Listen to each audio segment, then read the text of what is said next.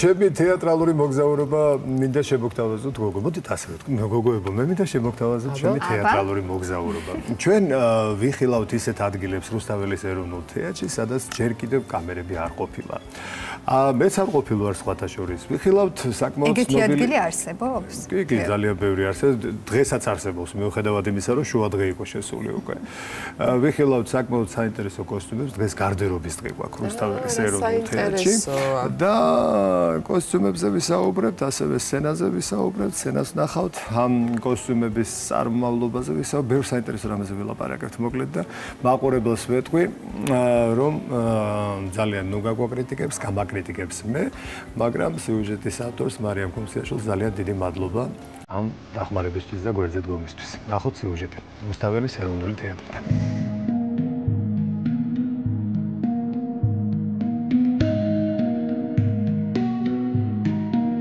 დღეს გადავწყვიტე გამოგზაუროთ და მეც ვიმოგზაურო და გავიხსენო ის კოსტუმები, რა კოსტუმებითაც გამოვდივართ ჩვენ მსახიობების სცენაზე.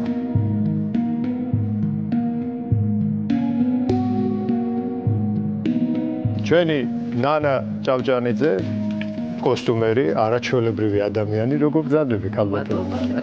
ჩვენი ეკა პალაგაშვილი გარდერობის კოსტუმების ასე ვთქვათ გამგე, ხო სწორად ვამბობ თქვენს რეგალიას ქალბატონო ეკა და იქით არის ეს გავწიოთ ცოტა იქით არის არაჩვეულებრივი ჩვენი ტანია, რომელიც არის ასევე კოსტუმერი და ჩვენი გარდერობის თანამშრომელი.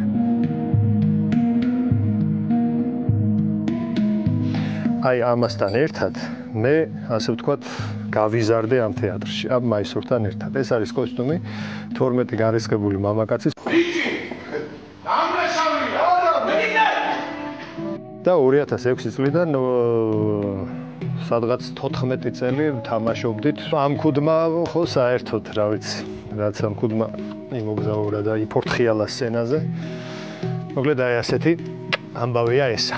აი ეს არის კამარი, რომელიც გააკეთა მერაბიშვილმა და იდეა იყო ესეთი, რომ ეს ყოფილიყო ბუტაფორია.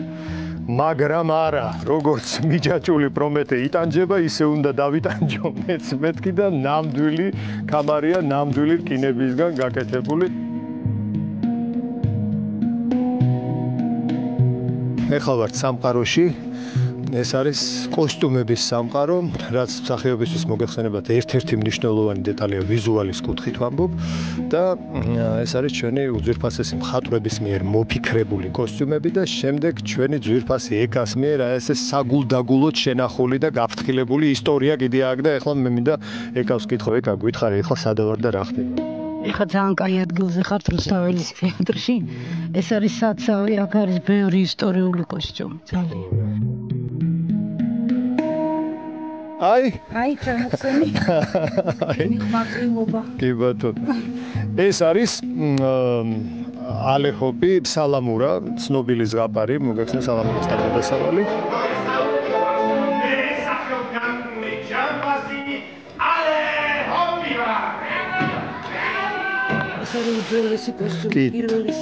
პირველი სალამურასგან და ეს თუ არ ვცდები ბატონ დათო პაპუაშვილს ეცვა, ალეჰოპი იყო დათო პაპუაშვილი. ხო მართალია იქ. დავდივართ ეგრე. ხო და შემდეგ უკვე მე მეცვა და ასე გააგრძელებს.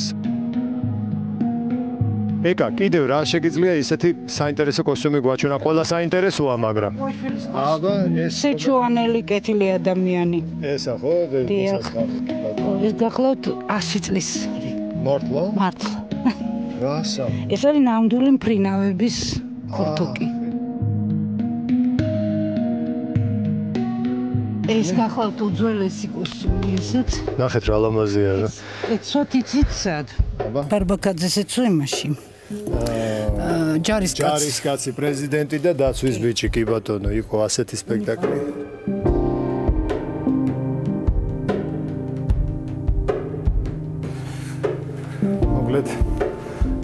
გარდერობიდან ავარჩია ესეთი კოსტუმი, ეს არ არის სრული კოსტუმი, ოღონდ. ეს კოსტუმი არის შობის მე-12 ღამიდან. ამ სპექტაკლში მე ცოტა მოგვიანებით შევედი, მაგრამ იმიტომ ავარჩიე ახლა ეს კოსტუმი ამ თეატრში რომ მოვედი, სპექტაკლი, რა თქმა უნდა, არსებობდა რეპერტუარში და სანამ ვითამაშებდი 12 განრისხებულ მამაკაცს, რომელიც არის პირველი ჩემი სპექტაკლი ამ თეატრში, ანუ რეპეტიციებიდან დაწყებული, მანამდე მოხდა ის, რომ ბატონმა რობერტმა შემეკვანა ამ სპექტაკლში მე მშობის მე-12 ღამეში და ამ როლს თამაშობდა ჩემი ძალიან კარგი მეგობარი და გენიალური მსახიობი რუსთაველის ეროვნული თეატრის ლევან ბერიკაშვილი. ეს არის ჰერცოგი ორსინოს როლი. ეხლა აქედან რატო ვიწყებ ლაპარაკს ამ კოსტუმს დაუბრუნდებით და ამ სპექტაკლს, მაგრამ აქედან იმიტომ ვიწყებ ლაპარაკს, რომ ეს ამბავი ჩემთვის რო გახდა ცნობილი, წარმოიდგინე ხა მთელი სტუდენტობა მე ამ სპექტაკლს პარტერიდან ვუყურებდი და მაშინ ვოცნებობდი რომ ნეტა ამ სცენაზე მოვხვედრილებავი და მოხდა ჩემს ცხოვრებაში ისე რომ არათუ ამ სცენაზე მოვხვდი, ამ სპექტაკლში მომიწია თამაშმა და ეს იყო საოცრებად. აქ გამოეკრობა ხოლმე, აი გამოკრულის არის ახალი სპექტაკლის ჩაშვება. მსახიობები ყველანი მოდიან ხოლმე და აი აქედან ვიგებთ ვინ რა ახალ სპექტაკლში განაწილდა.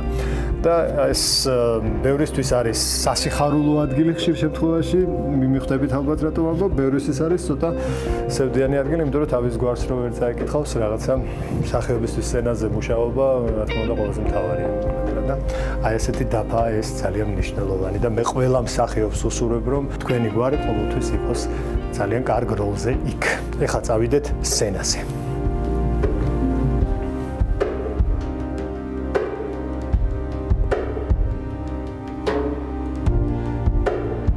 შევდივართ სცენაზე. არის ერთი კანონი, ერთ რამესაც გაგიმხელთ რა. აი ამ თეთრი იატაკიდან სანამ იქით გადავაბიჯებდე ფეხს, მე პირადად ყოველთვის ვცდილობ, რომ როგორც ჩვენ ყველა ადამიანი, რა ვიცი, ყოველი დღისთვის ღმერთს მადლობას ვეუბნებით, ამ შემთხვევაში სცენას ასე მივესალმო და შემდეგ შევიდე სცენაზე.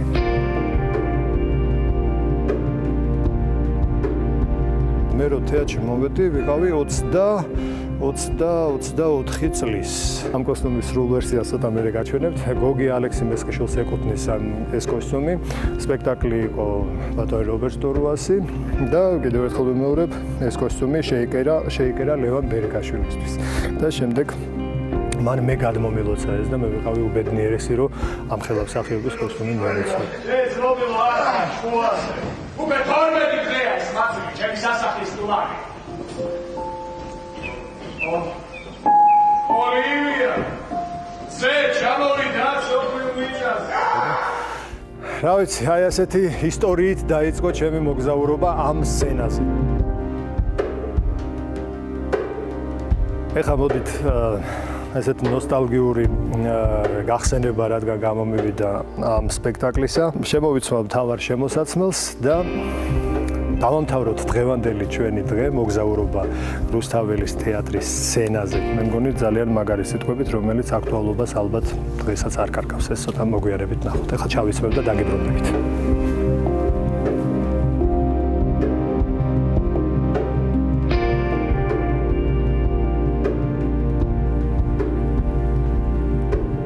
დამშვიდდით. გთხოვთ, დამშვიდდეთ. უდარდელი დღეები გველის. სიყვარული და ნეტარება არ მოაკლდება ჩვენს ქვეყანას, ჩვენს ულამაზეს ილირიას.